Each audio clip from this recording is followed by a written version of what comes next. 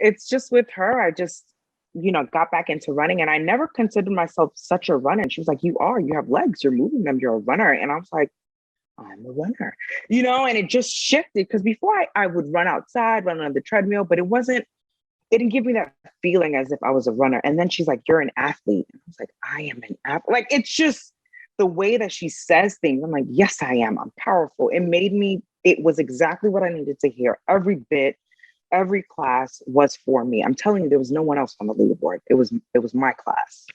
It's more than just your output, more than a bike.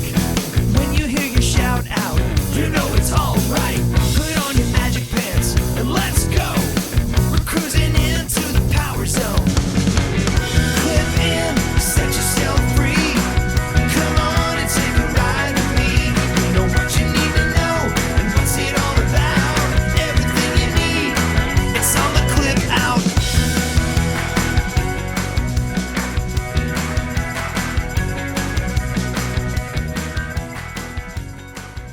Welcome to the Clip Out Podcast, episode 217. This is Crystal O'Keefe. And this is Tom O'Keefe. So can I share an embarrassing exercise story with you? Always. So before you got home, I was like, I got home before you because you have a longer commute now because of your new job. And so I was like, oh, I'll do a tonal thing. And it had me doing some move I had never done before, or maybe done once before. And it was like the chest fly for a white guy, whatever that is. I know what you mean. Where you're like, they're like you're being drawn and quartered, and then you got to pull everything together like you're clapping erasers. I don't know. You got a name for that, whatever that is. And so the weight is like next to nothing. It's a pretty small muscle. And so it had it on like 5 pounds, which I think is like the lightest weight. That is the lightest that you can go. And it was like 20 reps, which is a lot of reps. That's a lot of reps. Right? And so I'm doing the reps and I'm like, sweet baby Jesus, when is this going to be over, And I'm like, and I'm trying not to be just a total puss and like turn around and look, right? And so I know what you're going to tell me. So after about what I'm just guesstimating is about 150 of them. Oh no! I realized that like the battery and the handle was dying, and it never picked up that I turned on the weight. Since the weight was so low, I couldn't tell, and so it didn't count any of the things I had done. But now I still got to do them, or it'll be like, you only did 80% of your movements on this workout. And I'm like, you son of a bitch. The completist in you must finish. Yeah. Must. So, like, that's pretty funny. So anyway, that's how I spent my... Did you change the batteries, though? I don't even know how to change the batteries in that thing. Oh. Sorry. Man. I was going to change the battery, but my arms were just noodles from all the 5 pound reps. I just couldn't do it. I could barely turn on the computer just now. Like it's you managed though. I managed. I did it with my nose. Yeah. I was yeah. That's how I did it. Well, like one of those birds with little desk birds with water where you're like bloop. So anyway, what do you have in store for people this week? Well, we got to talk about this new video game that Peloton's putting out. Pelotendo. Yeah, that's what they called it. The Pelo Station. And of course we got to talk. Pelovision. We have to talk about the stock market and what's going on with it. And there's some newish updates on the whole tread fiasco and being recalled that we're going to hit on. Sure. And then there is also lots of interesting stuff about the instructors. We have a visit from Jenn Mann, Dr. Mann. Yes, heard of her. Well, she is going to tell us like when your schedule changes and everything's chaos, how to get back on track. Okay, awesome. Well, before we get to all that shameless plugs, don't forget we're available on Apple Podcasts, Spotify, Google Podcast, iHeart, TuneIn, wherever you find a podcast, you can find us while you're there. Be sure and follow us so you never miss an episode. It doesn't cost nothing. No, it's free. It don't cost nothing. You might as well, while you're there, give us a follow, and you could also leave us a review. Yeah, this follow thing is more important than I realized. I need to tell people this because I am a recent convert to Apple. Right. And I and you haven't really messed with the Apple podcast because I wasn't really commuting. You were working from home, and when you were driving into work, it was like a 7-minute drive for you. Yeah, and that has changed dramatically. So now she's pounding through podcasts. Yeah. And so you got to hit that little plus button, and it will make your life so much easier. So just hit the plus button in the upper right-hand corner. Okay, I'm done. Okay. And while everybody that already has an iPhone is like, no shit. So you could also, if you would be so kind, leave a review. And we have a new one. Oh, yay. This is from Ragweed77. Okay. And it says... I feel like they have allergies. I guess. And it says 2 claps and a Ric Flair. What is a Ric Flair? He's a wrestler. But I mean... I don't get it. I'm not a wrestler guy. I'll have to give this to Joe from Real Spoilers. Okay. And he can translate that back into people for us. It sounds good, though. It is good, yes. Okay. In case you haven't noticed, I skipped the bad ones. I did notice that. There's not tons, but they're there, and I blow by them. Well, they're usually mean anyway. Yeah, so... it says, I've recently joined the Peloton app community and while waiting for my bike to arrive and found this podcast. I started listening from episode 1, but took a pause to listen to the most recent show. It gives you an idea when he wrote this, where Tom's secret was revealed. Oh! Even though I haven't been around long, I can appreciate how big this is. So, Tom, Crystal, and anyone else who is either thinking about starting a fitness journey or is currently on one, let me get 2 claps and a Ric Flair, and then there's a Ric Flair woo, which I will not do.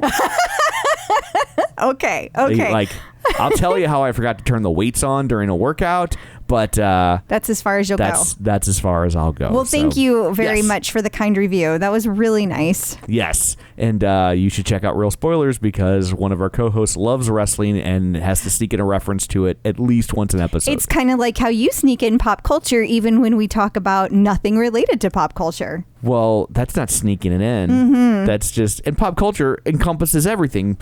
Music, movies, TV. He's just wrestling. Babe, even when it doesn't, you do. My Blazing Saddles anecdote was fascinating. Thank you very much. I'm just pointing it out. That's all. Anyway. Okay. Back to the shameless plugs. Okay, sorry. You can also find us on Facebook, facebook.com/theclipout. While you're there, like the page, join the group, and of course, find us on YouTube, youtube.com/theclipout, where you can watch all of these episodes and see our faces and things like that if our faces interest you. And you can also get all the links and everything sent to you weekly in a newsletter via email if you sign up for that at our website, theclipout.com. So there's all that. Let's dig in, shall we? We shall. Run, lift, and live with John Mills.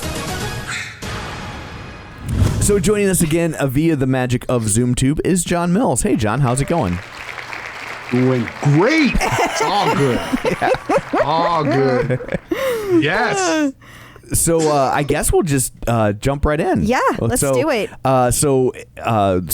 Multiple stories this week have come out about Peloton looking to gamify your device. Yeah, which we've talked about that being a plan for a long time, right? Absolutely. I mean, we knew this was coming, but I don't think this is at all what I envisioned. I mean, I don't want to speak for you, so when I say I don't think you did either, John, but this is not what I envisioned. No, I thought it was going to be something that kind of referenced or replicated or somehow showed something that was more around sport or social, or I don't know. I just expected something completely different. Well, that said, in reading some of these articles, I found out there may be a social aspect to this. But I didn't expect this. No, I didn't either. Although I'm kind of digging it. I like the idea. Okay, so I guess we should explain what it is. Sure. So for those of you who haven't read these articles yet, Peloton is going to launch an in-app video game. So from my understanding, this is only going to be available, at least to start, on your bike or Bike Plus screen. That's it.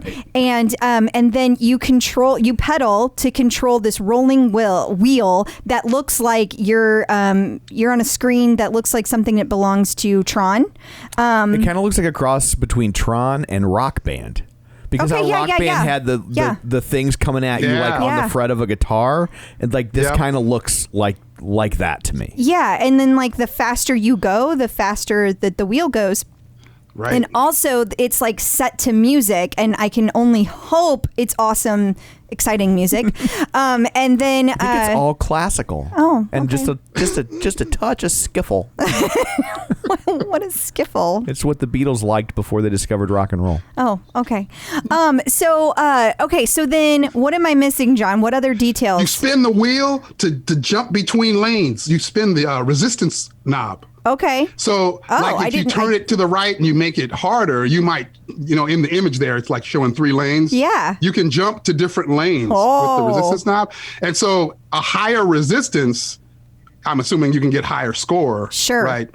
But yeah, so that was another element of it. Kind of interesting. Turn the wheel like Tetris or something. Take me back to the 80s. And the name of it is Lane Break, in case anyone has not heard that as well. Yep. I was kind of surprised about this because it kind of came out of nowhere. And what I mean by it came out of nowhere, this is, I feel like Peloton leaked this to the media because I didn't hear any of the DL stuff, and nothing came to me on the down low. Well, that's the interesting part about this to me as well. I was reading one of the articles on it, and they talk about how they had been testing this out with users in these blocks for a little while. Yeah. So there are community members that have been playing this. And they already somewhere. know it. But I obviously they have to sign an NDA. So when people... Yeah, but that's never shut anybody up before. Well, yeah. And, sometimes it's about who gets it, because some people really follow the NDAs. They But then there are people in the community that do not take that seriously at all. Yeah. And Peloton cracks down on that. Like if they find out you shared their secrets, they don't choose you again. So you only get one bite at that apple. I did think it was interesting, and I think that I read that it's been over the past 6 months that they've been testing this with different people. Well, and I thought I read it was only like 1,000 people, which doesn't seem, in the grand scheme of things, like a ton of people. It does not. So they probably could hand pick them. Just the casual reading I've done of comments, which hasn't been much, has mostly been in your page, actually, John. People seem kind of to not dig it, which tells me that I think in this case, it's a great idea. I agree. I absolutely agree with you. I thought the same thing. Yeah, I think the people that are like, oh, I don't like this at all. Good. Go like something else. They got lots of other shit that you like. Go like that for a while. They got this other thing for people that don't like that stuff, right? It's it's almost... kind of like the baseline really is like, I want to work out. I want longer rides. Yes. Nailed it. I don't need all that jazzy stuff. Yeah. That's kind of like, that's like kind of the baseline. And then things happen, and then everybody's kind of into the different things that happen. So I kind of thought the same thing. This didn't align to kind of that base. And so, which probably means there's going to be a whole bunch of people using this once it drops. I mean, that's the thing. We have the purists that have been around Peloton for the long haul, and especially those that come from a road rider background. They like things to stay the way they've always been. They like those long training rides. They like things to look the same. They like the same type of content, and they don't like this. This feels gimmicky to them. Yeah. This feels gimmicky. But I think I call it fresh and new. I call it a fun way to use the bike that I haven't been using it before. There's not as many live rides, so this is something that can totally take the place of that. And you can go I'm assuming you can go head to head with people at some point. That's the element of it that when I read the first article, I thought, well, wait a minute, we're going to release this thing and kind of like a single player thing, and it's not what? But as you read other articles, it sounds like it's broader. Like you can challenge people. So, that made it sound much more interesting to me. And then they talked about how they're still working on this. So it's like we put this out, but we're intending to continually improve upon, this particular gamified product. So I think it sounds to me like it could evolve and continue to get better, and people will continually want the updates for it. It could absolutely evolve, and it opens up a whole new realm of cross promotion, right? So think about this. Like right now, it's all about artist series, right? Mm-hmm. Okay, well, how about this? Instead of a wheel, it's a boat, and it's The Rock talking about Jungle Cruise. Ooh. I am available to hire, Peloton.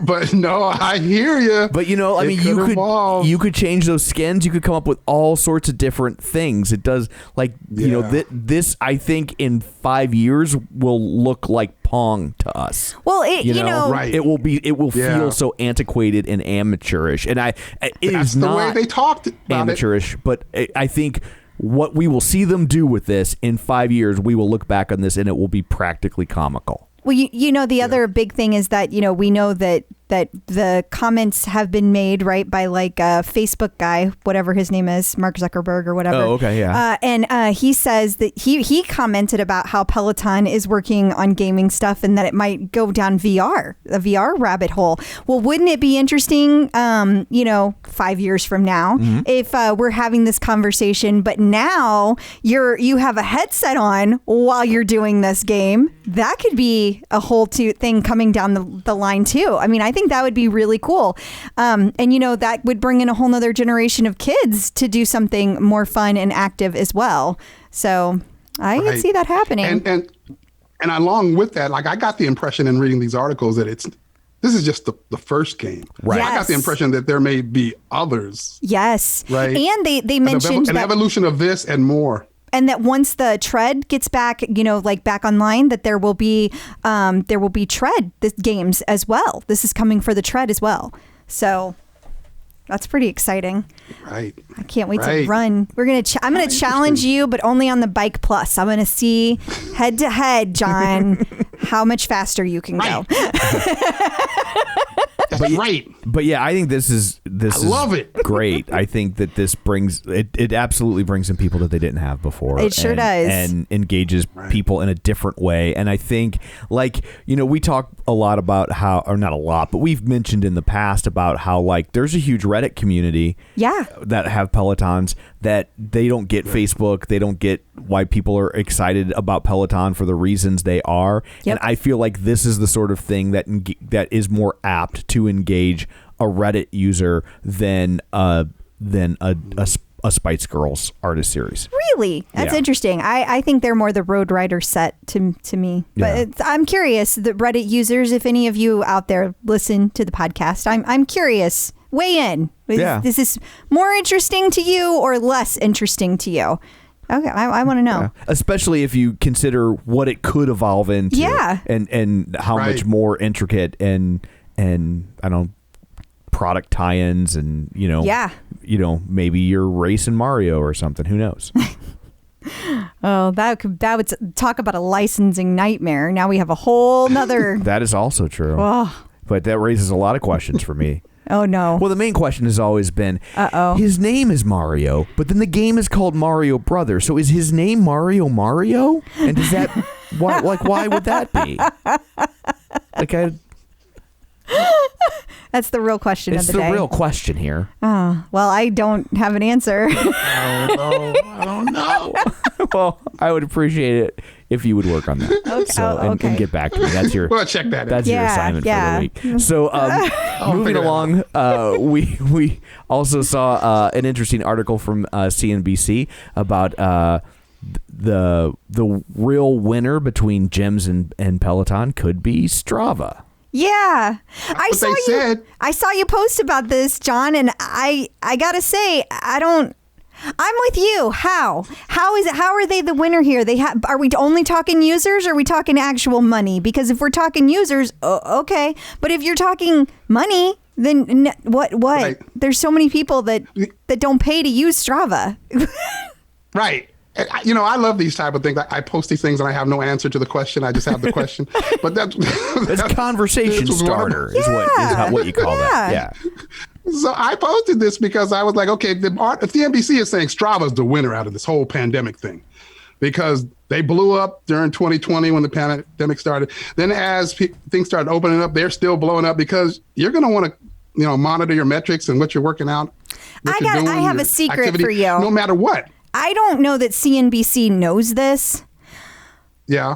But schools started making all the kids use I was thinking the same Strava thing. to track their gym classes. This is not because it's for real. Yeah. Like both of my kids Right. have Strava accounts now, and neither of them do a goddamn thing. And I promise you, as soon as that gym class was over, you have 2 abandoned Strava accounts. I promise. I Well, promise. that aligns really well to like the question I was posing because so the CNBC is saying they got 86 million what do they call users, and they were saying during 2020 they were gaining 3 million users a month. Yeah. And now that All middle everything's schoolers. opening up, they're still gaining 2 million users a month, and then they go, but 95% of those people, they don't pay for it. Yeah. Yeah. Only 5% of their 86 million users actually pay the $5 subscription. Yeah. So then I was like, how are they the winner? What is this telling me? I don't know what this is telling me.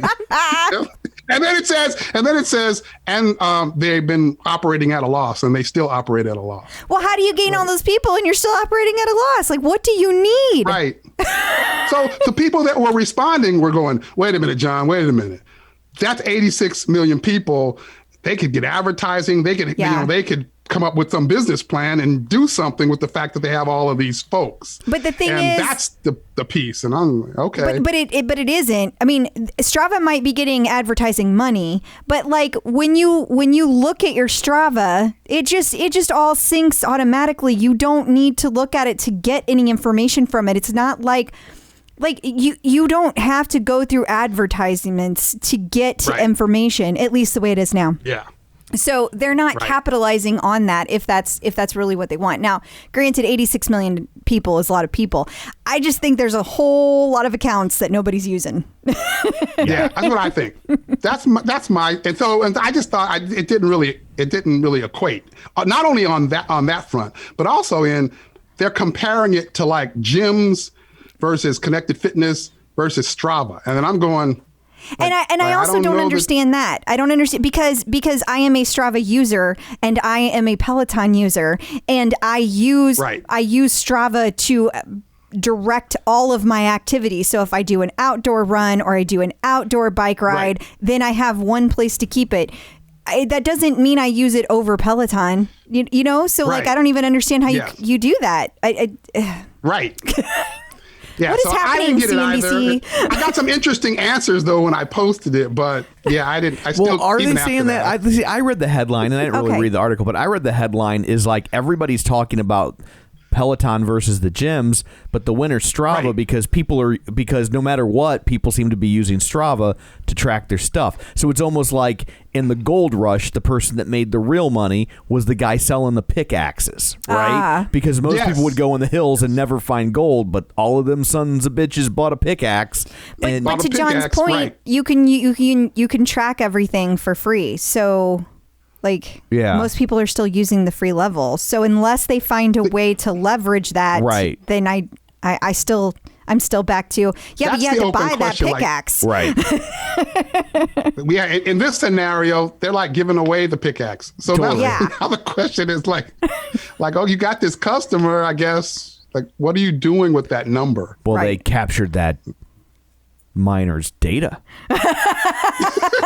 They can now send that miner an email. Wait, you can't send miners an email? They just sold that miner's data. Yeah. To like 100 people. That's right. I don't know. Okay, now that could be a thing. And the joke's on them because they're already data miners.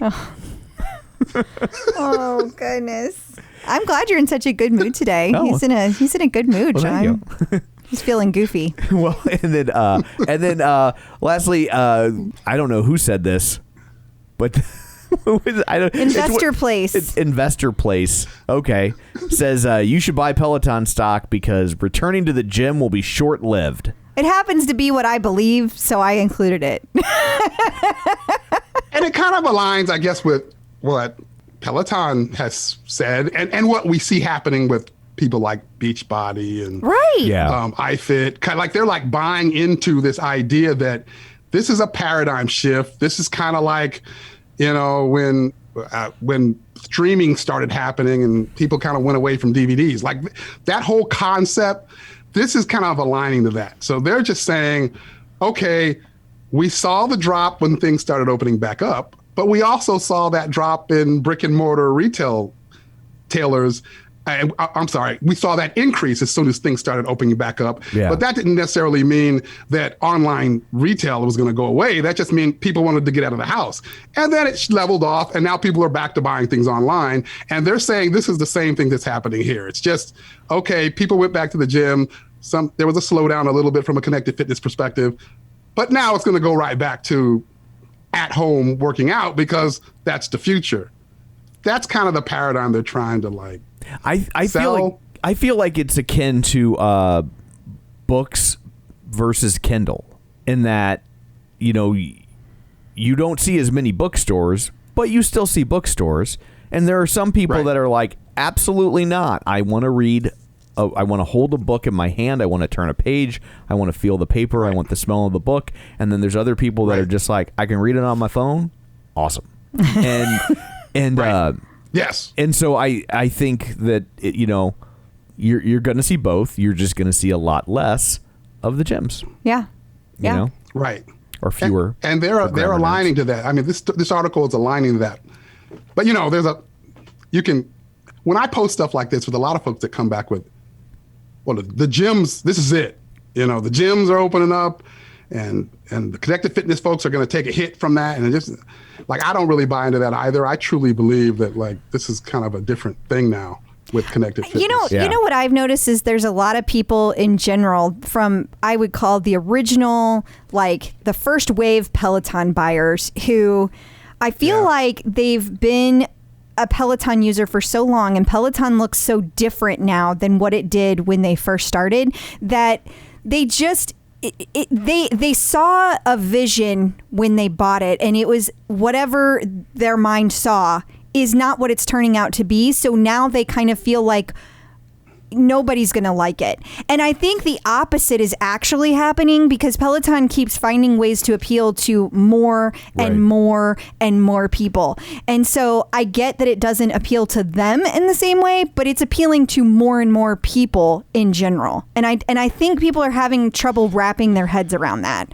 I get the folks with those types of comics as well. Like I hear you, like where they're like, yeah, those purists from the beginning that they saw that how it was in the early days, and now they're kind of put off a little bit. I see those folks as well, and they're kind of negative on it no matter what you do or what happens because it's kind of evolving and changing, and like you said, it looks a little different. I get some of those comments as well. In the end, I agree with what the article is ultimately saying. I think connected fitness is here. It's kind of it, and as John Foley has said, I think it really has shown a different kind of way of doing this, and at home is better, and it is more convenient. And if you can stay at home, you're probably going to get a whole bunch of people to just do that. So. Yes. I would love to see numbers on how many people consider themselves exercisers now versus 4 years ago. That's interesting. Like in general or Peloton users? In general. Look, because I think what you would find is that that there's more people that exercise now than before Peloton started. Yes, there's obviously a bunch of people that were already exercising that is like, oh, that is a convenient tool for me and I will utilize it. But I think they've reached a point where they're creating exercisers that wouldn't have been exercising otherwise. I definitely agree with that. And I think a significant number. Well, Jasmine's exercising, and I would have never figured that was going to happen. And she's running now. She's like running. And she's lost 100 freaking pounds. She's amazing. Amazing. Yeah. And but like for real, to me is shocking. It is. She lost a whole person. she had a person. She's always been she's never really ever been active like that, and to see her now, like she's just constantly. The other day she's like, I'm like really sore, and I got this thing, I'm sore in my hip, I don't know, should I take a day? And I was like, yeah, you should stop for a couple days, not just one, you should stop for a couple days. And the next day she's like, I don't know, it's feeling a little better. I think I'm gonna get on this thing. You think I should do it? Like you could tell, like the itch was there. Like she did not want to stop exercising. Like this, That's a Peloton thing. It is. That is the Peloton effect right there. Like that is a true statement. And absolutely. It's a real thing. Awesome. Yeah. Well, thank you so much for joining us, John. Until next time, where can people find you? They can find me on Facebook in my Run, Lift, and Live page or group. They can find me on Instagram, Run, Lift, and Live, or at runliftandlive.com. Awesome. Thank you. Getting the psychological edge with Dr. Jenn. So joining us once again via the magic of ZoomTube is Dr. Jenn Mann, licensed marriage, family, and child therapist and sports psychology consultant. You may know her from VH1's Couples Therapy with Dr. Jenn or VH1's Family Therapy with Dr. Jenn. She's also got a long-running radio show, The Dr. Jenn Show, and she's written 4 best-selling books, including The Relationship Fix, Dr. Jenn's 6-Step Guide to Improving Communication, Connection, and Intimacy. She also loves her some Peloton.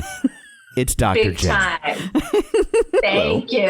Thank you. I'm a little obsessed with my Peloton. It's the best kind of obsession, if you ask me. It is. It is.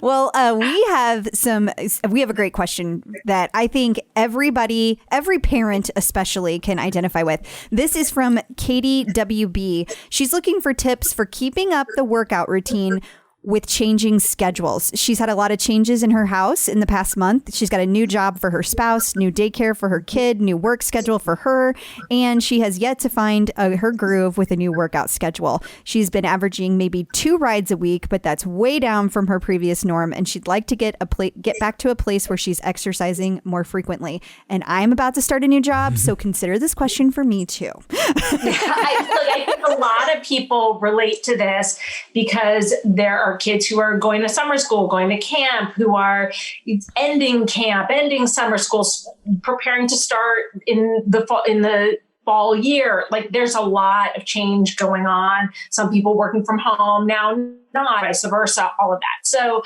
I think that this is a great question. And what I recommend that she do is sit down and visually plan out her week, like really look at the reality, not what we hope it will be, but the actual reality. Because sometimes what we do is we say, oh, I'm dropping her off at daycare. I'll allow myself 15 minutes to get there and back, which we know isn't going to happen. We know the reality is it's 20 minutes there. You end up talking with another mom for 20 minutes and 20 minutes back. And then you get back and you're like, oh, crap, now I have no time to work out. So she forgot her backpack and now you got to run that over there. Exactly.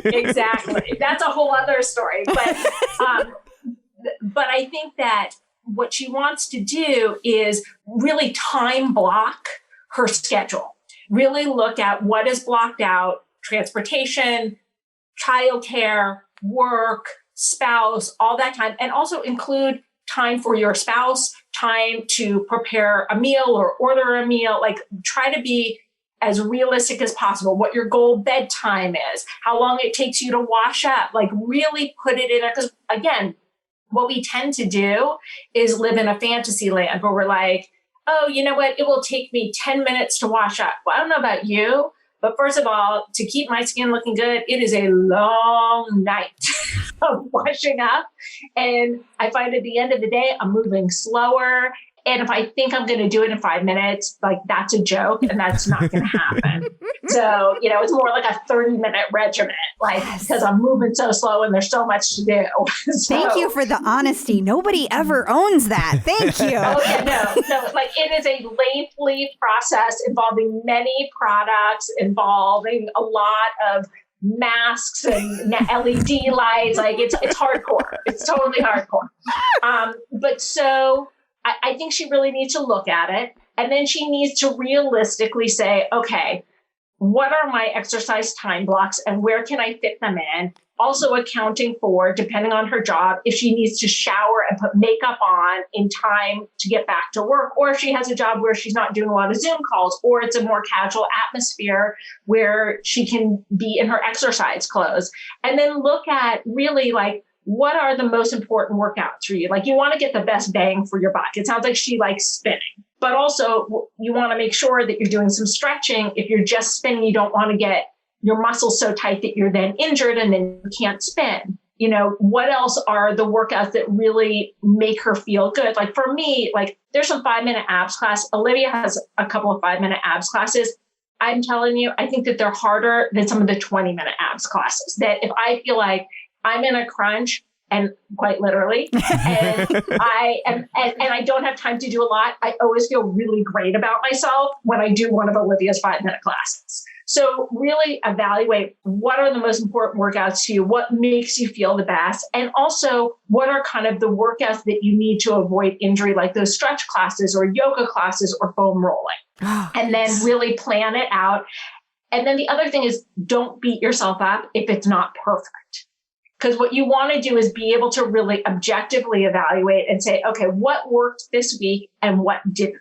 What can I do better next week? Because there's a tendency to, especially those of us who are obsessed with our Peloton, we make a plan, and then if it doesn't work, we feel really bad and we're upset and we're like, oh, I didn't meet my goals. And instead, I'd rather you just go, okay, what about this plan was not realistic? Because typically, if you're someone who's really, if you care enough to listen to this podcast, to write in on the Facebook page, to listen to hear me answer this question, you're someone who really cares about working out. And you're someone who really values that. So right there, I can tell you, just don't beat yourself up. Like you're someone who is on the right path and you just have to figure out how to find that balance. And I think that any working mom has this struggle.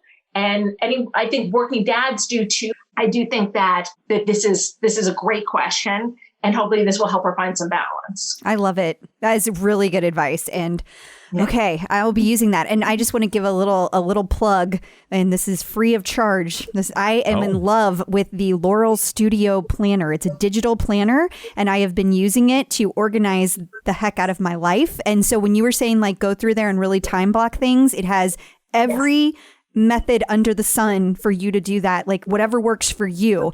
And so I just want to throw that out there because I'm in love with this planner. Is it digital or paper? It's digital.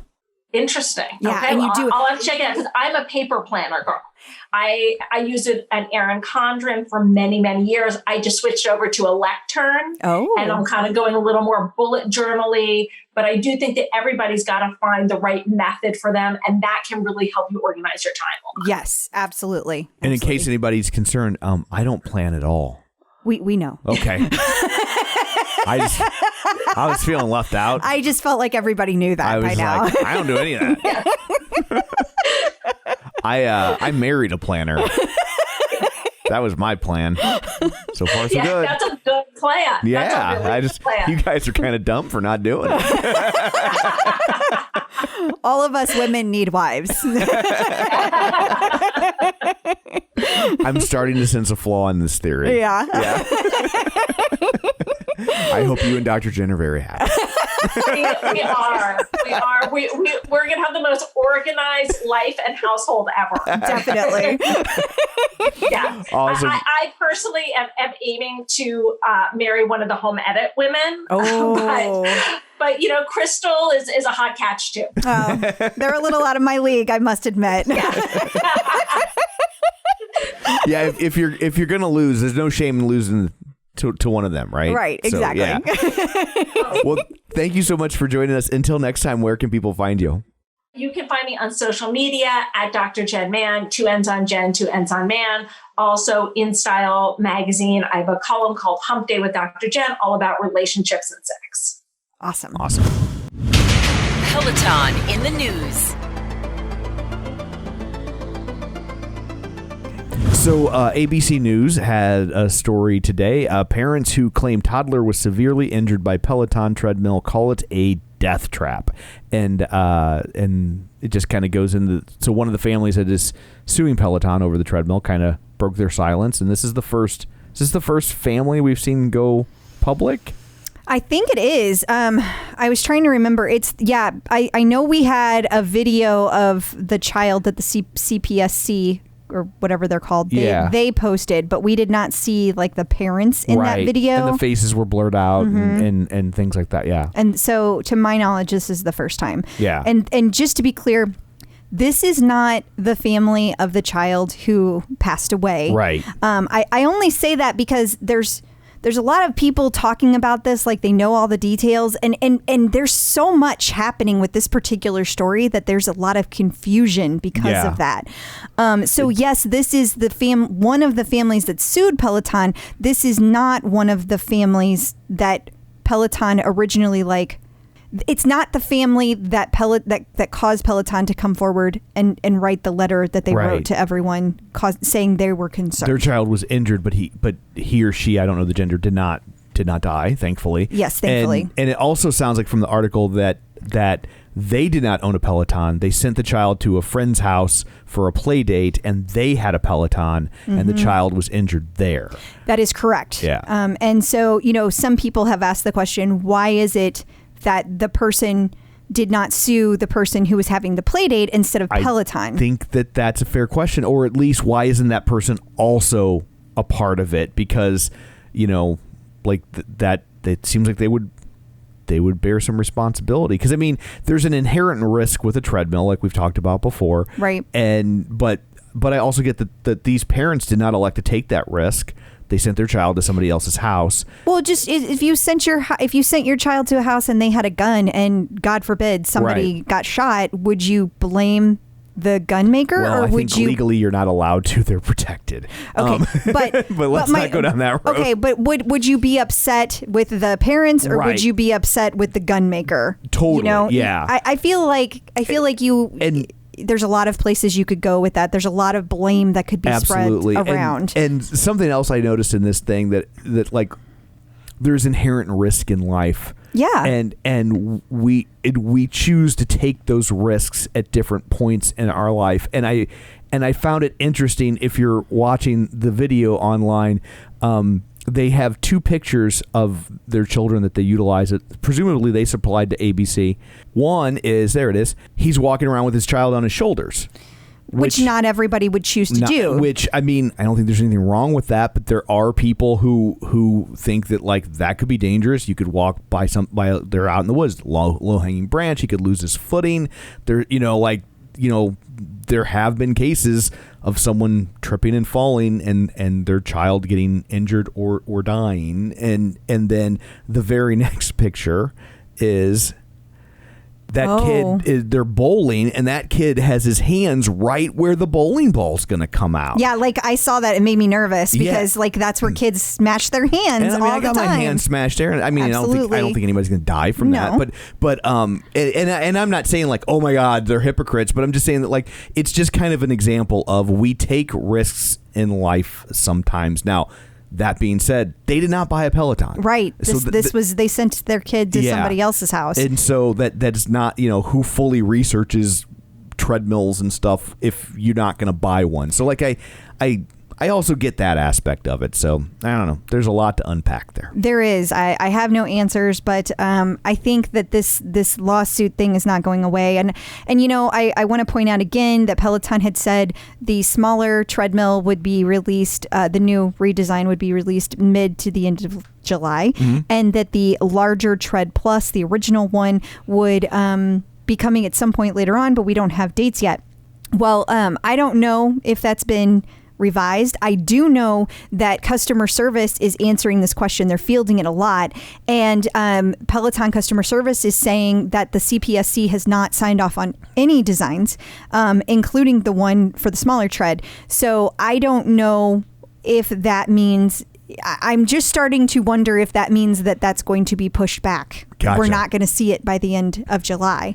I don't know. We'll see. I mean, we'll keep everybody updated. And I'm sure we'll hear more whenever the next earnings call. If it's not out by then, I'm sure we'll hear more about that. People are going to ask on that call. Absolutely. Yeah, so moving along, Peloton announced that they're offering free workout classes to anyone that has United Health as their insurance coverage. Yeah. And this is really cool. So for an entire year, starting in September, you can get Peloton for free.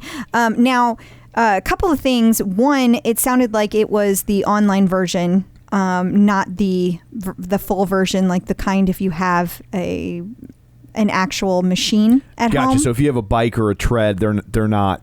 Basically it's app access. Yes. Okay. But they also people keep posting that you can get up to 4 months free if you have full access. I have no idea where they're getting that information. Yeah. I don't know that it's accurate. I just keep seeing it over and over again. Right. And also, I thought it was interesting that people keep mentioning, what if you already have Peloton and you're an UHC member? That question mark is still kind of open too. Like, Sure. Are you going to be able to still get, like a year's worth of vouchers? So questions that we don't quite know the answers to yet, but I'm sure we will soon. Yeah. Again, it starts at the beginning of September. And I think you'll see a lot more of this because from the insurance company standpoint, they'd rather you stay healthy. It's cheaper for them for you to be healthy. So Absolutely. I think you'll see more and more of that. So there was an article going around earlier in the week that people seem to like. People are really passionate about. Yeah, and it says this mid-century style cupboard is designed to conceal your Peloton effortlessly. First off, I've never met anybody who wanted to conceal their Peloton. Yeah. Who is this fictional person of which you speak? Okay, I got a lot of responses to this, and there were like 3 people that said they'd be down. And especially people, it seemed to be people that have like large living spaces. Right. And they also host parties, or they have like kids in their room, like in that room, and they would like to be able to not have their kids touch it. Like right. It would be almost like a baby gate. Yeah, like yeah, totally. So there were a few different kinds of people that could get use out of it. Also, I think that you could see this with celebrities who have Pelotons. I could see them getting this because they have ginormous living spaces. However, they also have gyms. That's where I was going. Is like the problem is that the people that have a big enough house to where they would dedicate a piece of furniture that really does nothing except hide the bike, like. Then they probably have a dedicated workout space that's really cool looking, and the people that have it tucked away in their apartment and wouldn't mind hiding it, they also don't want to take up all that space. It actually, I feel like it has a bigger footprint. It has a ginormous footprint. Yeah. It has twice the footprint of the bike because it slides into the cabinet, and it has to slide out for you to actually access the bike. Now, another problem I have with this, and seem to upset people a lot, is that if you leave it on the cabinet that slides out, right, the way that it looks when it comes out, you're up against a wall at that point. So how could you do anything with the arm movements at all? That's a really good point. That boot camps you're not. Yeah, you can't move your hands above your head. You can't do the weights on the bike. I am not convinced that was the intent. Yeah. Like, I think that you're supposed to pull that thing off of the platform. And if, then regardless, who wants to do that every who wants time? to do that? So I don't know which answer is right. I just know that nobody would want to pull that off and on. I wonder if it makes more sense to just flip the bike and have it going the other direction. Maybe, but you'd still be close to a wall. You'd still be close, then your back would be against the wall, like when the revolution came. No, because so the back do you see how there's a window next to the bike? Even if you flip the bike around, that you're still going to be next to that window. There are exercises you do on the bike with your arms you could not do. Yeah, that's I was thinking more about being able to look at the screen, turn the screen around to get off the bike and do. Oh, if you have a Bike Plus. Right. Yeah. I'm assuming if you're buying this cabinet, you probably sprung for the Bike Plus, but there's a lot of people that never bought one because they had the regular one. Yeah, but you're right. Like you're gonna put it. Your inclination is to put it against the wall. If you put it in the middle of a room, then what's the point? So. Yeah, I don't know. It really people were very very outspoken about it, which would made for great conversation. Totally. So there was an interesting review from the everymom.com, and it was from one of their editors, and just kind of her review of the Peloton.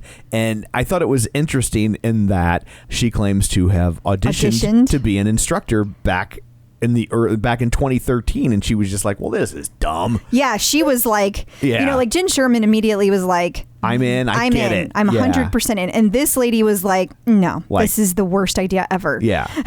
and now she's just like, whoops, this bike's amazing. Yeah. I got to give her a lot of credit for putting that out there. Yeah. Because it's not easy to admit you weren't right about things, you know? And it's also not easy for a lot of people to admit that, like, I started off not liking something, got additional information, and turns out I do like it. Yeah. Not just that it became popular, but that she herself uses it and loves it. Now she sees the benefit of it 100%. So totally. It was a great article.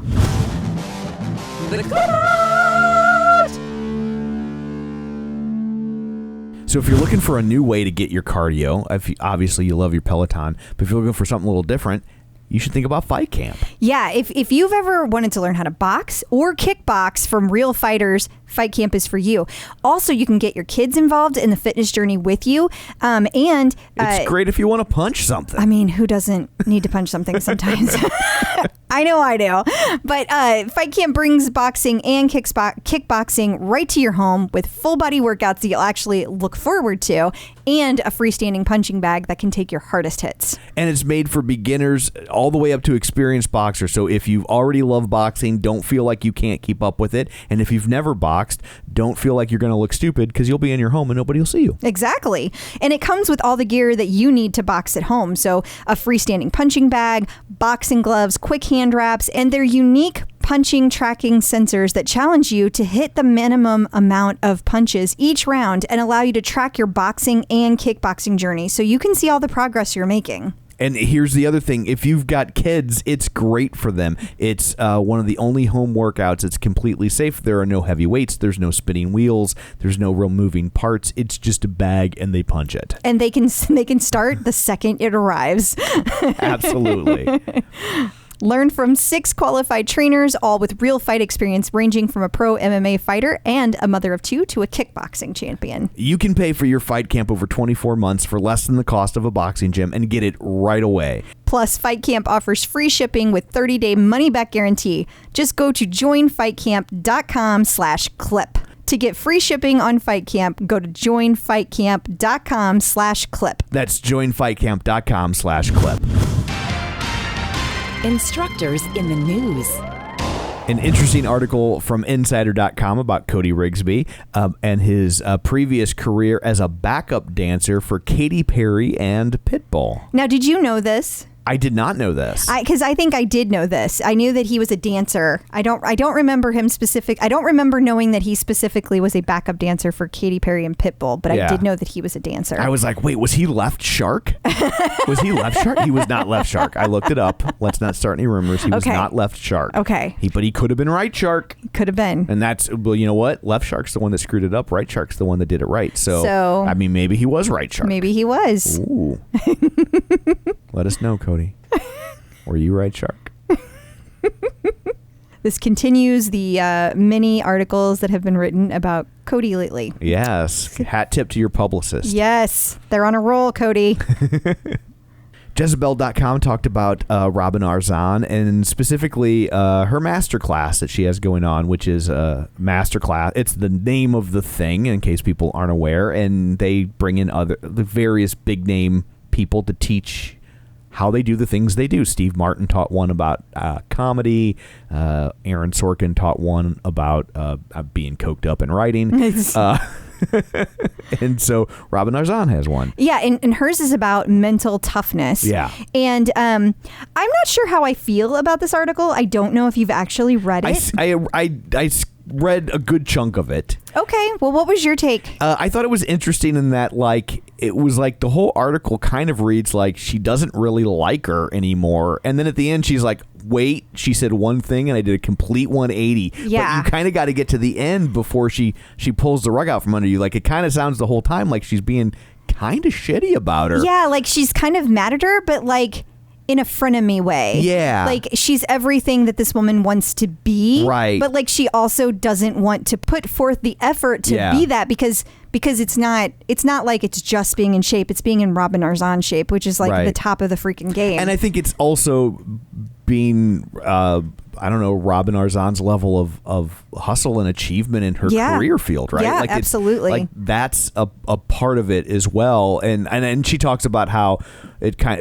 Robin kind of reframes jealousy for her. Yes. And about like, well, if you're jealous of someone, then that's something that you want. So go get it. Go try to be like that. Like, not take what they have, but emulate the things that are working for that person. Yeah, like, how can you achieve that then? So it was, I don't want to say oddly written, but it was like it didn't have the straightforward approach that typically these kinds of articles do. And especially with the way people tend to read on the internet, with skimming the first 3/4, you'd walk away going like, oh, Robin Arzon's awful. Yeah. Or this person hates Robin Arzon. And that's not the case. Yeah. So if you do read it, like if you get our newsletter, and if you want to read it, get our newsletter because it'll show up there. Yeah, we'll send you a link. It'll be easy. But also, if you do read it, like, read to the end before you make a decision how you feel about it. Yeah. And then Essence magazine had an article about Ally Love and her wedding, and how she's trying to focus on making a community impact. Yeah, and she having purposeful wedding planning. Yeah. It's funny. I always see it written, and I don't know if you're supposed to say BIPOC or just BIPOC, but it's I'm not sure either, and I don't want to offend anyone by getting it wrong. But it stands for Black, Indigenous, and People of Color. Thank you. So she's picking vendors that maybe get overlooked, and also she has a charity registry. So, like, instead of someone who presumably is doing okay for themselves, saying send me a bunch of stuff, you can donate. Instead, take that money and donate instead, which I thought was really cool. Yeah, it's definitely a unique twist on it. And this was in Essence magazine, which I mentioned because it was like 2 weeks ago. She had the feature covered in The Knot, and I just thought that was interesting because that was about the wedding planning as well. Yeah. And so we were talking about who's going to cover the actual ceremony. So we'll be finding out soon. It will be interesting to watch. It will. In case you missed it. So we have our first ever community challenge. Yeah, so I can't tell if this is going to replace Peloton that they had last year, or if this is in addition to Peloton. Gotcha. My theory is it's replacing Peloton because it tracks everything that you do. Okay. So if you're on the app, if you're on the bike, if you're on the tread, it does not matter. It tracks number of hours on the app. And the idea is as many hours of workouts as possible between July 23rd and August 8th. So if you're active on any of your devices, you will have your time included. So if you just run yoga meditations in the background for 24 hours a day, you win. Correct. And there are people that will do that. Sure. And remember, you're against yourself. This isn't something that you need to do for anybody else. You get badges for meeting certain milestones, though. Okay. So that's the real prize here is the cool badges. So my point being that, like, if you're actually doing this to win something, there is something you're getting. It's like a completion of it. Right. But don't necessarily try to beat other people. Don't be that person. Yeah, don't be that person. And then also the Summer 2 boutique drop finally happened. Yeah, still don't know what happened there. But yes, it dropped yesterday. I did buy some things. The Beyond Yoga was really pretty. It was very muted colors this time around, which some people were not too fond of. But I love that they have really bold colors sometimes, really muted colors other times, because some people never want to wear bold colors and some people never want to wear muted colors. So it's great that they keep going back and forth. I also heard a lot of complaints about why is it summer and there are no bike shorts? Why are we all these leggings and there's no capris? There was a lot of complaints about that. Right. I'm curious to see if they will take those comments and do something with them, because they haven't in the past. Right. So I don't know why that is. Like, I don't know, because bike shorts are kind of hot right now. They're everywhere, and they're across all different vendors. So I don't know why Peloton isn't doing that. Interesting. Yeah, I don't like bike shorts. Yeah. They are not flattering on me, but I know lots of people do, and they are everywhere. So it's interesting. Yeah. And then there was an interesting exchange. Yes. And I thought it was really interesting because Dr. Jenn brought this to your attention. Yes. Who obviously is past guest and on the show every week. And Elin Hilderbrand, who past guest. Yes. And she's a famous author for those of you who don't know who that is. Queen of the beach read. She's written like 27 New York Times bestsellers. And she embraces Queen of the beach read. That's not being derogatory or dismissive of her work. No. And in her most recent book, which is titled Golden Girl, I guess she name drops Jenn Sherman, who has also been on the past guest. Yeah. So the way that this appeared to me was quite magical, and so just like the Peloton community. Like it's just the way these things show up. But going through my stories, and there I see Dr. Jenn mentioning she has this video that she's kind of showing where she's opening the Elin Hilderbrand Golden Girl book, and then she opens it to the Jenn Sherman passage, and she has it highlighted, and then she's like, at Elin Hilderbrand 1 Peloton, she's a fan. Right. So first of all, I'm already nerding out because Dr. Jenn, who I'm a huge fan of, is reading Elin Hilderbrand, who I'm a fan of. And they're all talking about Jenn Sherman, who I'm a fan of. And so then it goes on to, so then I keep scrolling, and next thing you know, I see Elin Hilderbrand on her story where she says, "Nothing gave me more joy than sending a book to the woman who got me through quarantine at Peloton, Jenn." And that is, of course, Jenn Sherman. So that just pretty much made all of my Peloton nerd dreams complete. That was so cool. Now all you need is for them to turn that book into a movie, and the main character is played by Andrea Barber. Oh my God. My head would explode. There would be clip-out crystal shrapnel everywhere.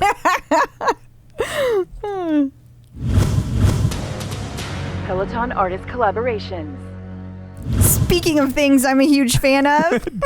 Debbie Gibson is your next artist collaboration with Peloton. Oh my God, this is so cool.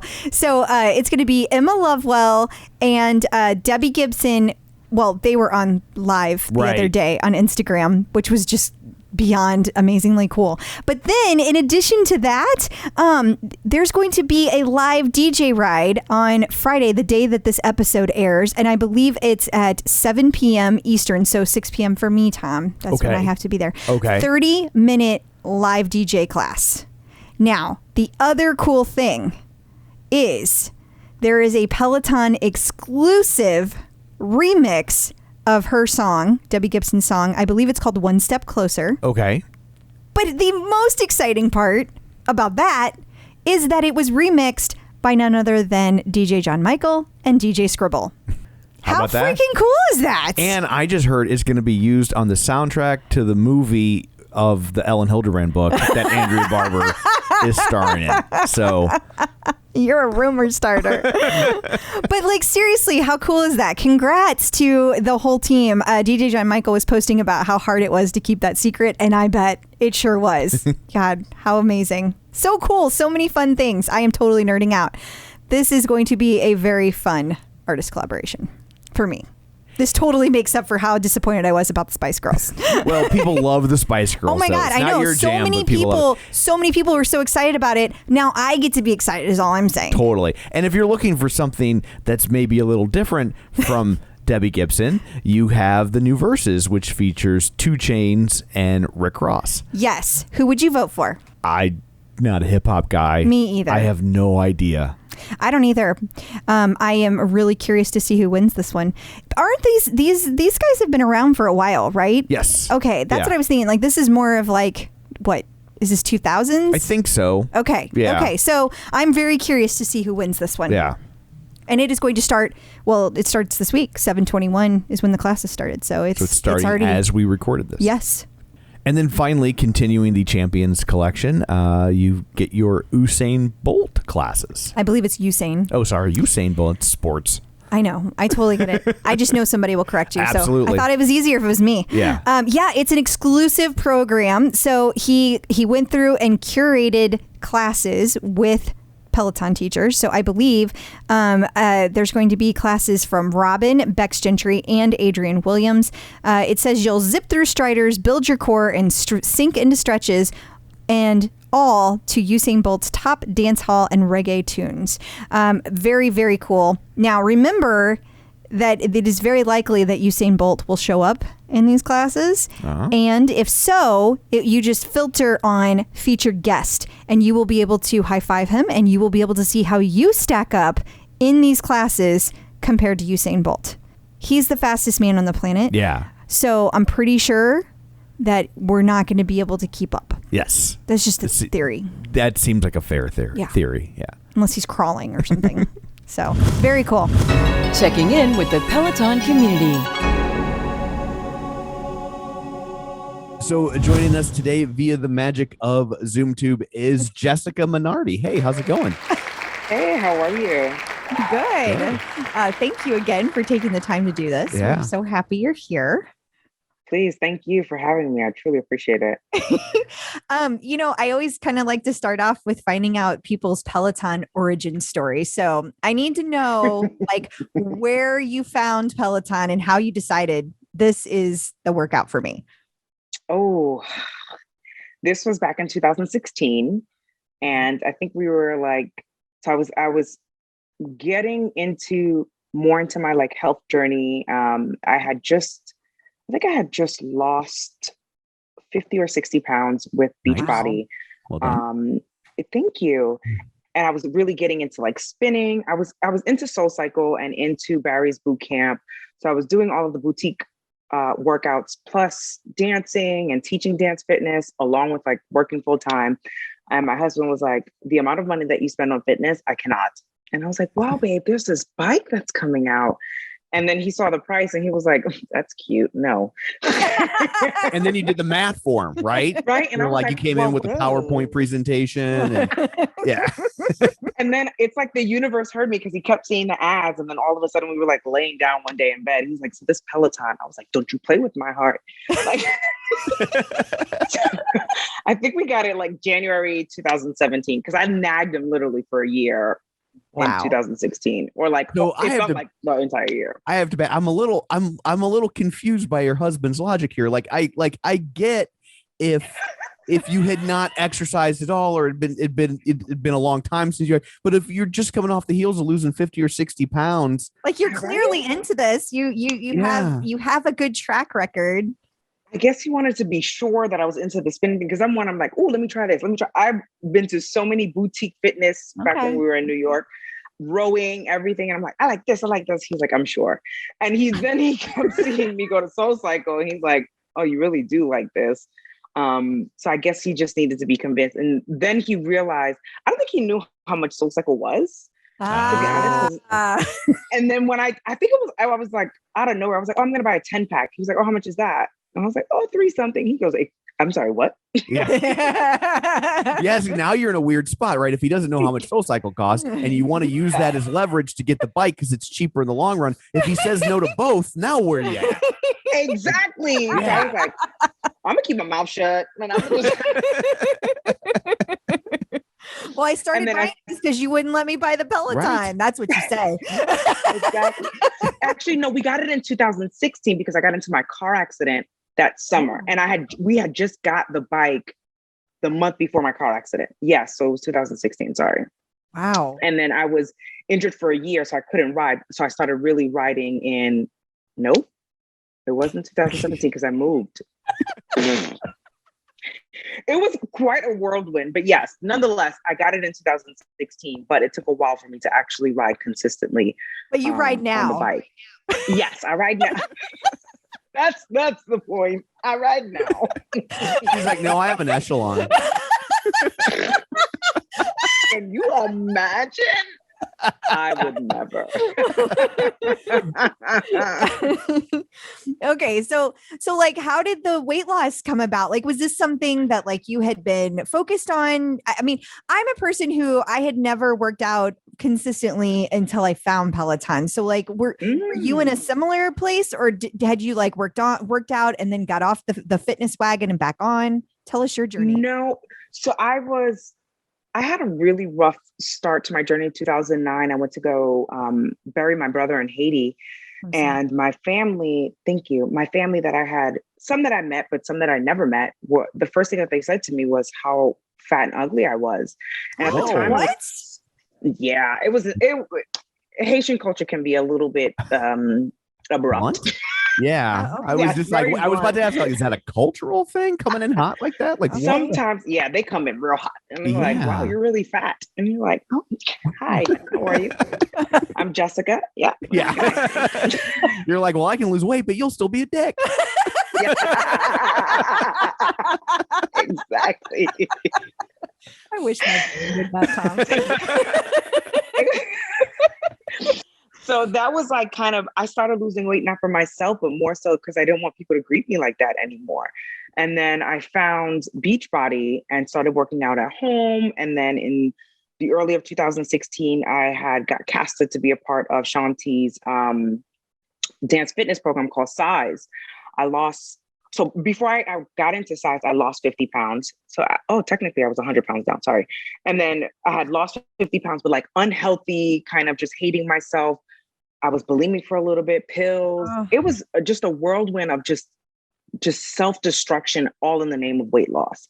And my sister, my loving middle sister, she wanted to like get me out jogging and everything. I hated it. I was like, I don't want to run anything. I hated walking even. So I tried to do everything but exercise. And then found this woman who was jumping around in her living room. And I was like, what are you doing? And she like showed her before and after from like Insanity. And I was like, did you take drugs? Like what, or is this all from like jumping in your living room? Like what's going on? And then I did like my first at-home program, lost another 20 pounds, felt great. Then I got casted for the infomercial, lost 50 pounds. It was all just, kind of momentum building of weight loss and falling in love with fitness. And after I finished the infomercial, loved the dance fitness format so much that I started teaching classes like part-time. Wow. I was also getting more into Soul Cycle and Barry's and all the other things. So I was just like, fitness is life. Let me just work out. And then we did the Peloton and I was so into it. I was loving it. And at the time, I was so into Alex, it wasn't even funny because that was the only person on the screen that really looked like me. Sure. I was like, he is me. And I did Robin, but she was like super intense. Like I was, into fitness, but I was like, I don't think I'm ready for this lady. This lady's crazy. So I stuck with Alex for a long time and kind of rode leisurely, still going to Soul Cycle because I had built relationships there, right? And going to all the other things. So I rode when I could, wasn't the way that I am now. Now I truly have issues. And then accident happened and I was off the bike for a year. And then we decided to move to California. Yeah. Wow. Like what, can I ask what happened in that? That sounds like a hell of an accident. Like a major accident. Oh, it was a 3-car collision. I was sleeping in the back of an Uber. I was a public tax accountant at the time. I'm a tax manager now with an alternative investment firm. At the time I was with PricewaterhouseCoopers and it was busy season. So we were coming out, I think maybe I had been like midnight and I was sleeping in the back of an Uber. I was tired. I had been there like 8 that morning. Yeah. Coming home That's a huge firm. They screwed up the Oscars. It wasn't their fault to. It wasn't. I'm a movie nerd. That's my other podcast, but so like it totally wasn't. But yeah, that's a huge firm. That's to show you the pressure you must have been under too. Like that's the firm that for generations tallied up all the votes at the Oscars. So I know. Yeah. So I was coming home and then it was rainy. We were, I want to say on the Brooklyn Bridge, nonetheless. And then a car ended up, I believe he was drinking. I still can vividly remember the smell of whiskey in my eyes, but never came up on the report. He hit a car and that car hit my Uber. So it was 3 cars. And I didn't have my seatbelt on and I was sleeping. So I slammed to the back and just hit all different places. I had a reverse curve in my neck, a few herniated discs in my back, bulging disc, some bulging discs in my neck, meniscus tear on my left knee, and a few other things that kind of just sort themselves out. But it's mostly the herniated and bulging discs in my back that really are crazy. And like, that's how I slow down when I do a lot of burpees because sometimes I still get dizzy. And like, I don't wear like super heavy hair anymore. I used to wear like long, crazy braids. I can't do that anymore because it's just that strain on my neck is just too much. So from there, it took a lot of rehabilitation and just going through therapy. So yeah, for a year, I couldn't really move my body and I had to stop fitness classes. It was really sad. And I didn't think that I would ever, just when I was like falling in love with fitness, Right. it was just like the rug was just pulled underneath me. It was very devastating. And then my husband and we decided to move to California. So that was another year. And we did a year bi-coastal because he was still trying to he's in the hospitality industry. So he was looking for a job here on the West Coast. It's not as easy as you may think in terms of like his position. He's an executive. So it's harder, people don't move when they're at the top like that. So it took a year for him to find like the right hotel. That was another year off of the bike. So I got this beautiful machine and I couldn't really use it. And then when we moved here, when he finally moved here and all of our stuff got here, I got excited. And literally the next day I found out I was pregnant. I was like, wonderful. So I rode, but it was kind of like uncomfortable. Like, I feel like pre-pregnancy, if you haven't been riding on the bike before, you get kind of uncomfortable. And like when you get to a certain way, it just, I still worked out, don't get me wrong, but it just was a different feel. And also Peloton with all the modalities wasn't the same, I feel like, as it is now. Like when I first started, it was just like, okay, you're spinning. And then they came out with yoga and I was like, I don't really want a downward dog. And then all the other things happened. And I didn't fall in love with all of the modalities until I got my tread. And then I fell in love with Jess Sims. And then it kind of just like opened up a world for me. So what about Jess Sims like pulled you in? What happened there? She was my saving grace. She is what got me through postpartum depression. And while I am a health and wellness coach with Beachbody, still part-time, and like I follow programs, run accountability groups, help women on their journey. Coaches need coaches, and everyone needs someone that they can lean on. And I saw Jess, and it wasn't even about weight loss. It wasn't even about just like trying to, I don't know how to really explain it. I felt like she was talking to me. There were several classes where I'm like, she's saying everything that I need to hear, and I can do this. You can do hard things. Yes, postpartum depression is hard, but every time I stepped into class, she just made me believe in myself and made me feel like I'm going to get through this, no matter what. And I always saw a brighter day. And I try to remind her as much as possible that she is literally heaven sent and she is saving so many lives that she just has no idea. I love that woman a little too much. She's a very bright light. Like I see why she was a teacher. Like she really, Yes. She always is so positive, but she doesn't do it in like a Pollyanna way. She does it in a like real way. Yeah. A very realistic and like the happily ever now, just every little gem that she drops. I'm just like, that was for me. I don't care about anybody else on this leaderboard. That was for me. And I never thought that I would like run like that again. Cause I ran for a while and I ran my first half marathon because of her. Like I owe so much to her from my heart. You know what I mean? She's an incredible human. Yeah, it's interesting in that. Sorry, it's interesting that you said that you like originally how much you hated running, and then at some point you turned around and bought a tread. So how did you get there? Drugs? No. Okay. You know that it worked that way. What should I be taking? We're like, smoke it, inject it. What do I do? It was actually a push present from my husband because he then fell in love with Peloton and the Kool-Aid. And he was like, well, they have a treadmill. And I was like, shut your mouth. You want the treadmill? Yeah. But like as we were moving here and I was just getting back into fitness and trying to ride while pregnant and then postpartum, I was just like, I really want this treadmill. And he was like, I kind of want it too, because he likes the treadmill too when he goes to the gym.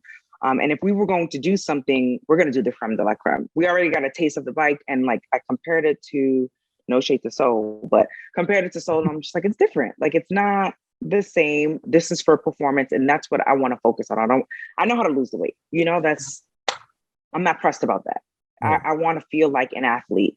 And that's what Peloton makes me feel like. It makes me feel like I'm just roar. That's even a word. Yeah, ROAR. Yeah, that's a word. If I can spell it, it's a word. Yeah. I mean, there are a lot of words I can't spell. I feel like that was more of a RAWR the way she said Okay, it. still spellable. Nonetheless. Yeah. So it was like one day, I think, I forgot how old the baby was. I got it in May. So however many, listen, I'm an accountant, but the math, it's all. You say, I got it in May. Like, yeah. I think she means the tread. Oh, I not thought you meant the baby. The tread. oh, okay. I was like, well, that's an interesting way to say that. I expect the dad to see it like that. When do we get that thing? It's the mom that'd do all the stuff. She knows when she had the baby. Yeah. I assure you. March. I had a baby girl in March. I got the tread in May. Okay. It's all making a lot more sense. Okay. Yeah, got it. So 2 months later, he was just like, oh, can you look downstairs and see if there's enough room for the tread? Because we had been talking about it since like mid third trimester. I was like, I don't want to talk about this anymore. If you're going to get it, just get it. Right? It's such a spoiled brat. And then he's like, go downstairs and see if, and we had just bought our home and everything. So I definitely did not think that we were going to get an expensive item like that. Like we just spent all of our money. We have no money. Right. Yeah. He's like, see if you have room downstairs. You know, I'm thinking about the tread in the corner. And I was like, stop it. Like, just, this is no way to play with my emotions. Right. I'm not okay. I'm already going through a lot. Okay. And he's like, well, the truck is going to be there at so, and the delivery time is at so-and-so time. I almost thought I was going to pass out. I'm like, excuse me? So it was at that moment, I took my first walk with Chase because I am very big on supporting people of color. I am very big on just the African-American community, just wrapping their hands around each other. I think it's important because there's a lot of stigmatism and a lot of things out there where we're not depicted as such. Yeah. So I want to be one of those where, no, I support everyone. So I did my first walk with Chase. And I was like, oh, babe, I did a walk with this guy and he's Haitian. And I was like all into it. And then the next day I saw this beautiful woman and I was like, let's try her. She looks pretty. Is she Black?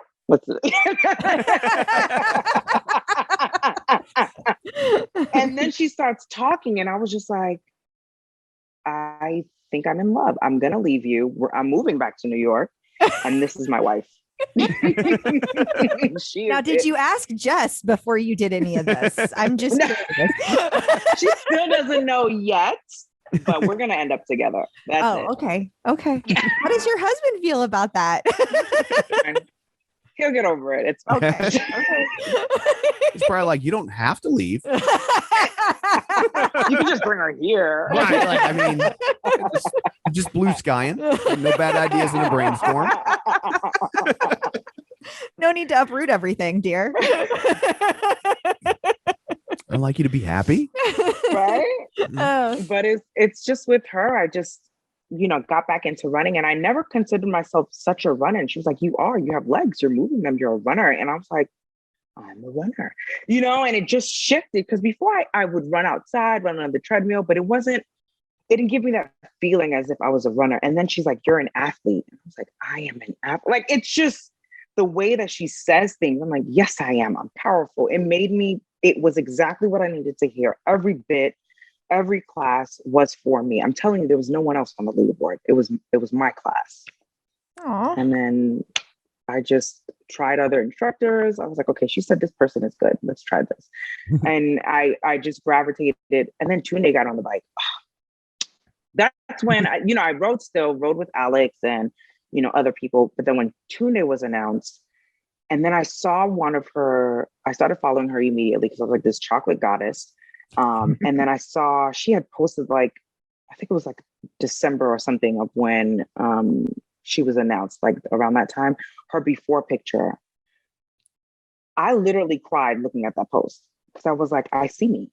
I see what I would want to be. And I remember trying out to be an instructor, like a spin instructor, and just seeing her, I just feel like it was kind of foreshadowing. I'm like, one day it will be me. I mean, I'll be on Peloton, but just right. I'll be there. And it it's just a joy to take the two of them. I take other instructors, but hands down, those are like two queens that I love dearly. Aw, That's awesome. it is. So then which is your favorite tribe? Like when I say that, I mean on Facebook, there's so many Facebook groups. So like, where do you hang out the most? None. Listen, Facebook is, I get on there and I have like small heart palpitations. There's so many notifications. There's so many things happening, so many different groups. I am hands down part of BGM, and Danielle and I, that's like, I love that woman. So I'm in there in BGM when I go like every quarter to Facebook, but Just to make sure the password still works. Yeah. She just logs in often enough to keep the account active. So I'll go to BGM, and then simultaneously I'll go to the You Get To crew for Jess. And that's as far as I think throughout this year, I might have posted twice on Facebook. Wow. And that's active, because 2020, I don't think I even had any. Well, then are you on social media elsewhere? Do you go, is it like there Instagram. another so you're Instagram. Okay. So Yeah, where do you hang I out on live Instagram? Jess's stories, Tunde's stories, Adrian's stories. I'm a story lover. I don't really do the feed too much. And this is going to sound terrible, but this is not Peloton related. I am a stickler for the Shade Room. It's like my CNN, my ghetto CNN. I don't know. I don't know what that is. that? So tell us about that. It's trash. It's a gossip page that's wonderful. Okay. And dealing with investors and asset management all day long, this is exactly what I want to turn off my brain. And then you find out. Get it. Yeah. It's wonderful. We stopped watching the Jersey Shore so we could come downstairs and record this. We love our trash TV. And we watch like the fancy highbrow. We've seen Mad Men, Handmaid's Tale. Yeah. But we also like, you know what a good one is? Yeah. Is Love After Lockup. Oh my God. You ever watch that on Wii? Oh, I heard about that. You cannot look away. I saw like a preview and I was like, what is happening? Yeah. I need to like get into that. Yeah. You do. I'm It's all about if you like that. Oh my God. It is so good. It's so bad that you cannot turn away. Yeah. You cannot. I love it. It's amazing. So, and for people that don't know what we're talking about, it's a reality show where it's people who have started relationships with people in prison, and they're like pen pals, and then the people get out of prison, and now you get to watch them start their relationship. And I'm putting relationship in air quotes. Yeah, it needs to be in air quotes for sure. And they've like never met. Like most of the time they've never met. Yeah. It's crazy. There was this one woman, she had never met. She was like, I'm going to meet the love of my life. And I was like, I'm sorry, what? Like, what are you? People are doing this? Like, what year is this? I checked my watch and everything. I was like, what is happening? It's so funny because every time we watch it, I feel like I'm in an alternate universe because like the people talk about it like this is normal everyday life. And I'm like, but and like, I always no. check, like, where are they? Like, I literally went back. I was like, I need to understand the premise of this because there's no way that people still get catfished. And I'm like, how? Like, how? Right. What? This is a whole other level of catfishing too. Because it's not catfish for the most part. There's a couple of people in prison who have lied about kind of who they are because they're just trying to get people to send them money. Yeah. But yeah, like it's a train wreck of epic proportions. It really is. It's great. I'm gonna watch an episode tonight, my husband and I, because we love just turning off. You know, like I said, he's in the hospitality industry in the executive committee, so it's just. We deal with important things all the time. Can we not when we're home? Can we not? Yeah. Yep. That's how we are too. Yeah. I mean, Tom doesn't have a serious job, but we. No, I don't. Not at all. It's pretty say that. Yeah. But we go all the time. So when we don't go, that's what we do too. So so now that you have your tread and the bike, like how are you balancing those two? Like what's the workout schedule look like? Just do everything. I wake up at 4 a.m. and I try to, it depends, right? If I'm following a Beachbody program, that's my primary workout. Okay. And I run the accountability groups and like, I don't have one right now going on, not until the end of July. And that's when I just kind of wrangle mostly women. I always cater to like women, especially women of color.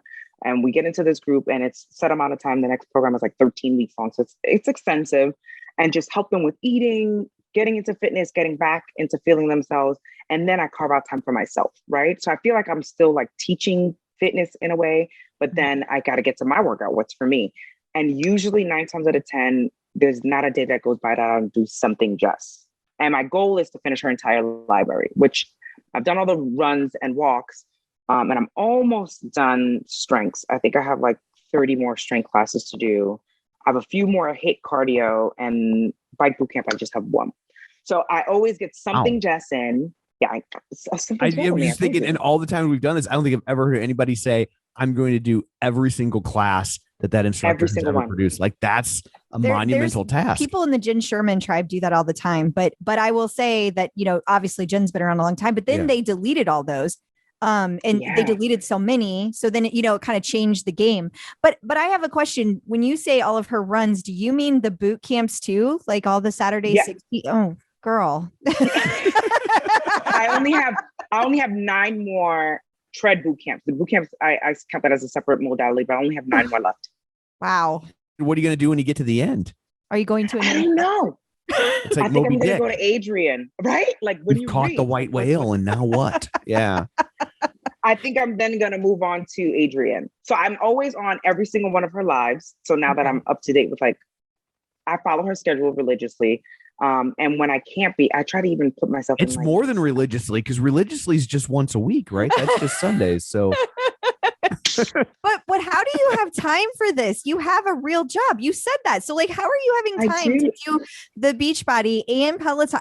Are we talking 4 hours? I'm in a meeting. You're in a meeting. Oh, I'm in a meeting. I wish. That was nice. That was real nice.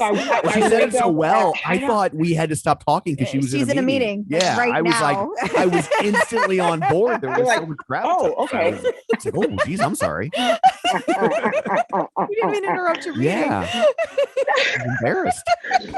Well, I wake up at 4 every day. I've been doing that since my 3rd trimester because it's just 3rd trimester insomnia, and it just kept going. And I just try to carve out at least 2 hours for myself. Now, pandemic. Before then, it was kind of just I wake up, I pump, get myself at least 30 minutes in, then travel to work because it would take me an hour and a half, 2 hours, come back, But now we're working from home. So I'm I don't have to travel. I'm going to work out more. So I literally try to get 2 hours in the mornings, and then her lives. Now, will your job make you come back to work when things are calm? Yes. I was like, that grunt says yes. Yeah, it does. Yeah. I can tell. September, we're going back to 3 days a week, which isn't terrible. So I'm going to have to catch some more things on demand. But, the other few days, I guess, it's fine. I can do my 2 hours then. Or shift some to at night. Sad. I feel like a job change is coming. Did you see that? He's like, shush, a coworker might watch this. I feel like I should write a letter. I will be severely depressed if I have to go back and miss classes. But yeah, her schedule really works with mine in terms of my weekly reoccurring meetings. Mm-hmm. So they aren't too bad. And I'll skip lunch just so I can get a live in, or, I work around it just because, yes, I do some stuff in the morning and I get my dose of her and whatever instructor that I decide to do. But that midday workout, there's something about it. It brings down my anxiety. I am in a stressful environment, so it helps a lot. And dealing with a toddler, that's hard. Yeah. So the second workout, it really isn't for anything else except for endorphins and just getting my mood better.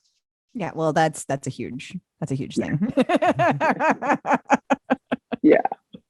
I'm sure your husband agrees. Yeah. Go get your mood. He's like, did you work out? Yes. Please. Priorities. Yes. Go work out. Before he used to think I was crazy. Then he realized how much my mood shifted. And he's like, can you please just go do something? It doesn't just have a live. He's following her schedule more closely than you are at this point. It's I laid out a towel for you. And there's some water. Here are your shoes. Yeah. I already can Bluetoothed you to the speakers. So it'll be nice.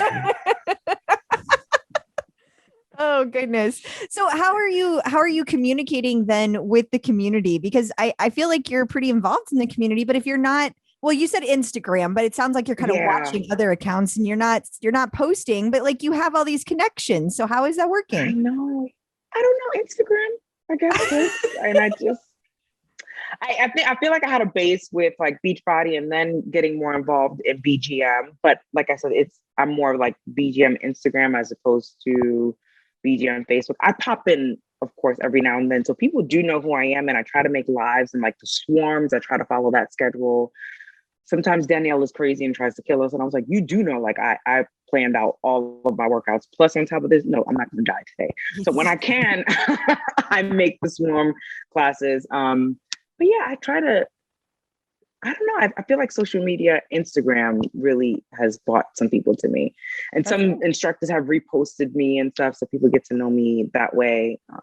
So I think that's really where I get people from. Awesome. I'm just so bad at Facebook.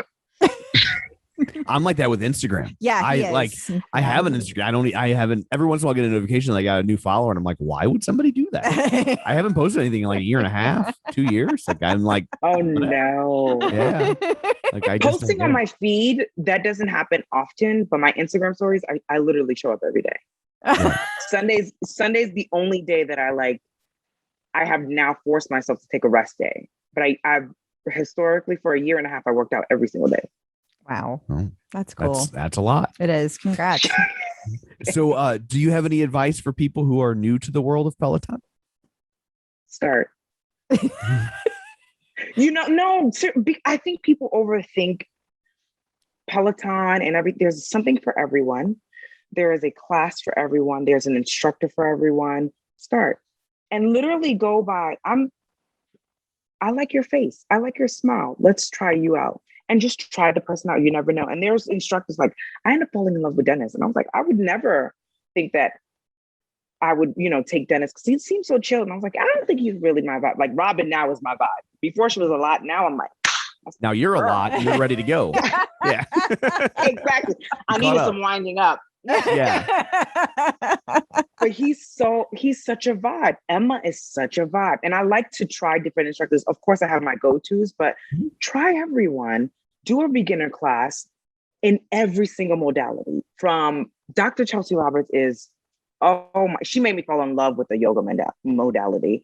Do a strength class. Literally try everything. Try a meditation. I need to get better at meditating because maybe I'll be a little bit calmer. I'm not there yet. But just in general, just try everyone and see what you'd like. I think it's worth having. And if you start off with an app membership, there's nothing wrong with that. You don't have to have a physical machine to be a part of the community. Agreed. Absolutely. Everyone is welcomed and there's something for everyone. Peloton meets you wherever you are. That's right. Yes. Yes. I when I say I love this space, it's just incredible. Everyone encourages everyone. The leaderboard is so incredible because it's just there to really uplift each other and empower. And if you're not in that space that day, that's okay. Hide it. And the next class, you'll high five. Speaking of leaderboards, what's your leaderboard name? Oh, JD Menardy, MBNARDY. And if you are not watching YouTube, you need to go watch it now because she just did a little dance when she said it. I feel like they could hear the dance. Like it was just a audible shift. Well, thank you so much for joining us today. We really appreciate it. Before we let you go, let everybody know like where all they can find you if you want to be found, your social media handles and whatnot. Instagram. If you look for me on Facebook, I probably won't get to you till 2022. So Instagram, Jessica.Menardy. And I'm there. I have my little name on there, Jess, Unicorn Jess. But yeah, hit me up. I am not always the greatest at answering all of my DMs, but I definitely try my hardest to answer them. But I'm here. Awesome. Thank you. Thank you. Thank you so much for having me. It was our pleasure. So that brings this episode to a close. What, pray tell, do you have in store for people next week? Next week, we are going to talk to Katrina Sophia, otherwise known as Katrina Frauded by TLC, who you might remember left a review that we read a few weeks ago. We were incredibly intrigued by. Yes. And so we get to the bottom of that, and she has lots of scoop about some reality TV shows that are very popular that I think people get a kick out of. And of course, lots of love for Peloton. Yes. So until next week, where can people find you? People can find me on Facebook at facebook.com/Crystal D. O'Keefe. They can find me on Instagram and Twitter and the bike and of course the tread at Clip Out Crystal. And you can find me on Twitter at Roger Kubert or on Facebook at facebook.com/Tom O'Keefe. You can find the show online at facebook.com/The Clip Out. While you're there, like the page, join the group, and of course, don't forget our YouTube channel, youtube.com/The Clip Out. So that's it for this one. Thanks for tuning in, and until next time, keep pedaling and running.